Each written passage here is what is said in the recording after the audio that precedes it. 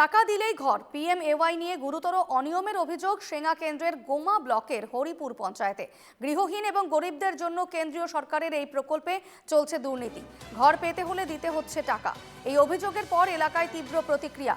হরিপুর গ্রাম পঞ্চায়েতের ওয়ার্ড সদস্য হাশেম আলীর বিরুদ্ধে পিএমএওয়াই প্রকল্পে ঘরের বিনিময়ে টাকা সংগ্রহের অভিযোগ উঠেছে। হরিপুর গ্রাম পঞ্চায়েত এলাকার বাসিন্দা আব্দুল আলীর নাম প্রাপক তালিকায় থাকা সত্ত্বেও গত ৩ বছর ধরে তাকে ঘর দেওয়া হয়নি বলে অভিযোগ। পিএমএওয়াই নিয়ে এরকম বহু অভিযোগ উঠছে।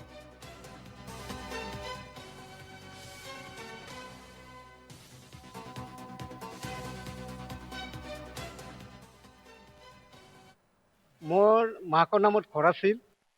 আজিৰ পৰা ৩ বছৰ আগত আমাৰ এই হৰিপুৰ জিপি ৬ নম্বৰ ৱাৰ্ডৰ মেম্বৰ হাছিম আলী তেওঁ মোৰ পৰা পইচা লৈছে ১১,৬০০ টকা। ২ কিস্তিত লৈছে।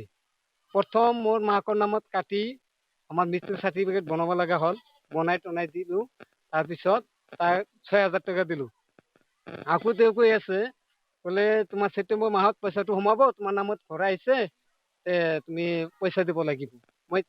তেতিয়া মই ৫,০০০ টকা দিলোঁ। এৰি ধান কাটি ঠিকা ধান কাটি মই তাক পইচা দিলোঁ। মোৰ অলৰেডি কথা কিছু ৰেকৰ্ডিং আছে আৰু তেওঁ অলপ মোক ভাবুকি দিছে যে মই যদি ৰেকৰ্ডিংখন যদি মোৰ মোবাইলত যদি এৰি দিওঁ তেওঁ মানুহেদি মোক মাৰিব। মোৰ এতিয়া ৰাস্তা ঘাটত চলাচলি অলপ অসুবিধা হৈ আছে।